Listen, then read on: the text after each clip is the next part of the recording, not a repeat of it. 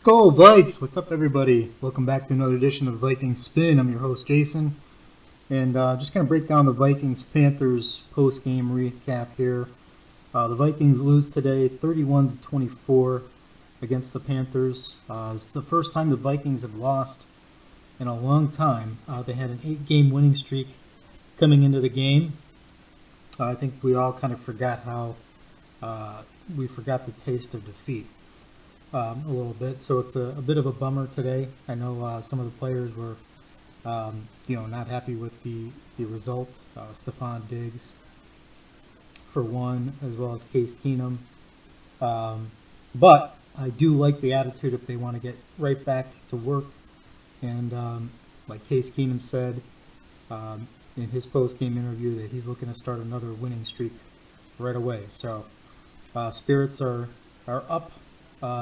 As far as regrouping and refocusing. This loss puts the Vikings at 10-3 on the season.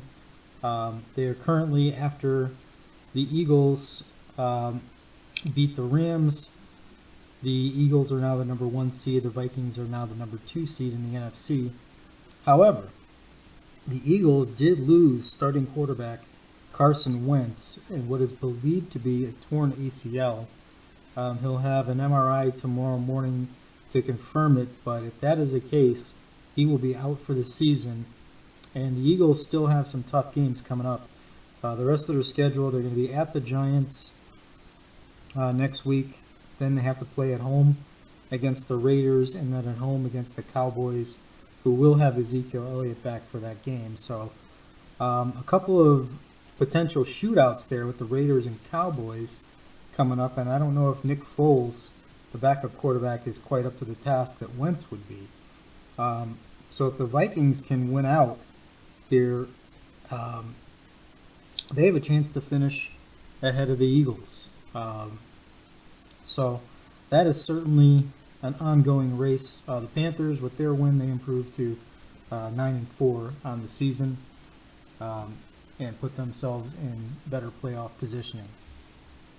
But let's take some perspective on this game. The Vikings, after the Rams game, had which was their last home game, had 3 consecutive road games. They had the first one, a big division game on Thanksgiving at the Detroit Lions. We won. And then last week at the Atlanta Falcons, defending NFC champions from last year, we won. So today we lose a close game, but we went 2-1 on that brutal road stretch. So that's good. That's impressive. And like I said, we're still in a good spot here.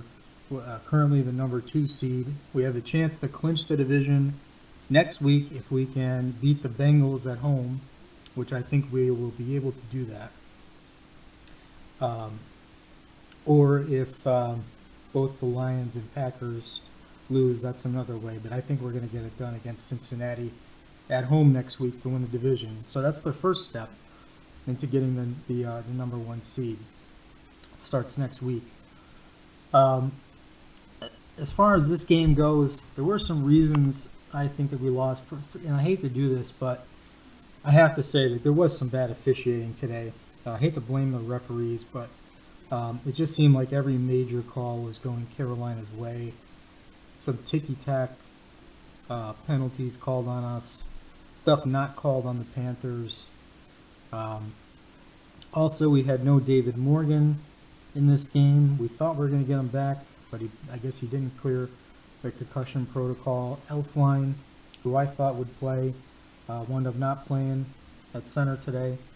And then also during the game, Riley Reif went down with an injury. So, we were playing with a reshuffled offensive line. Of course, Remmers missed his 5th consecutive game. Hopefully we can get Remmers, David Morgan, and Pat Elflein back next week. And, get this offensive line more put back together. Riley Reif, he went down. He was said to be in a walking boot after the game. No crutches, but I'm thinking he'll, just from the sound of that he might miss 2 or 3 games but be back for the playoffs. But getting Elfline and Remmers and Morgan back will go a long way, because then you only have to make one substitution with Rashad Hill, who has played better when there's only one or two backups in the game. So, but missing Pat Elfline today, definitely caused the running game to be a little slower than usual. Some more negative runs. I think we had 5 or 6 drops today, which is very uncharacteristic for the receivers. 3 turnovers. We gave up 200 plus yards rushing. So some uncharacteristic stuff. The big plays that we gave up, that we haven't been giving up defensively, happened today. But overall, I thought the Vikings still played well enough to win. They did give themselves a chance to win. They battled back. Case Keenum hung in there, and I thought he played well. I know he had 2 interceptions in the game. One of them, I think, was not his fault, the one that he threw to Diggs, that Diggs took responsibility for. He also would have had a 3rd touchdown reception. Thielen had a couple opportunities to catch a touchdown on one drive, and we did not. We had to settle for a field goal. But, other than that, I thought Thielen had a good game. It just wasn't enough. But I think the Vikings, just have to refocus and regroup, finish strong heading here, and get healthy heading into the playoffs. This is a game where I think, some of the miscues, like the drops, the turnovers, the penalties, those are things that you can clean up. And obviously, you hope to get some guys back into the lineup and go closer to full strength, next week, and then get back to full strength, heading into the playoffs.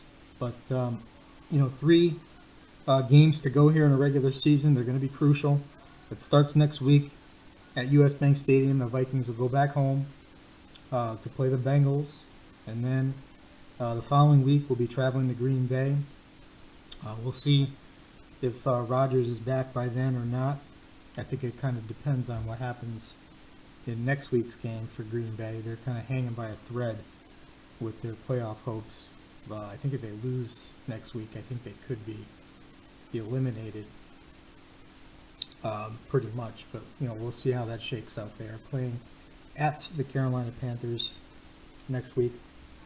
Of course, Green Bay squeaked by the Browns today in overtime to keep their flickering hopes alive.